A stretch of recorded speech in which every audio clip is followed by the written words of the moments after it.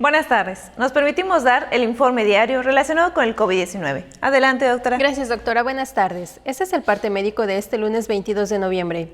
A partir de este lunes entraron en funcionamiento los módulos permanentes en Mérida y el interior del estado para la aplicación de segundas dosis de la vacuna contra el coronavirus de la farmacéutica Pfizer.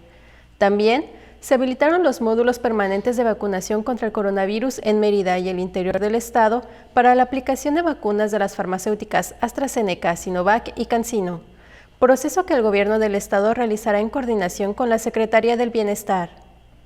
Como se ha señalado, en la reapertura económica los datos más importantes son la ocupación hospitalaria y los ingresos diarios. El día de hoy tenemos 52 pacientes en hospitales públicos. 70.086 pacientes ya se recuperaron, no presentan síntomas ni pueden contagiar.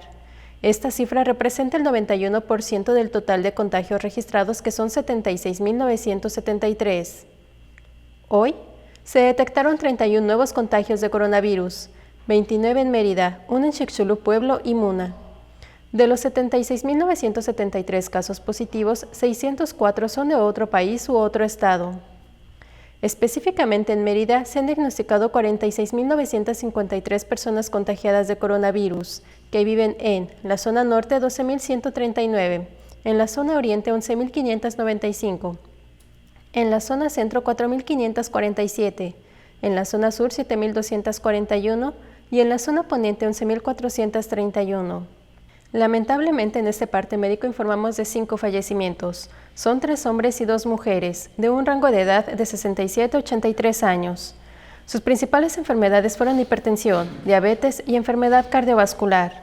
4 residían en Mérida y 1 en Bocobá. En total, son 6.398 las personas fallecidas a causa del coronavirus. De los casos activos, 437 están estables, aislados y monitoreados por personal médico de la Secretaría de Salud de Yucatán.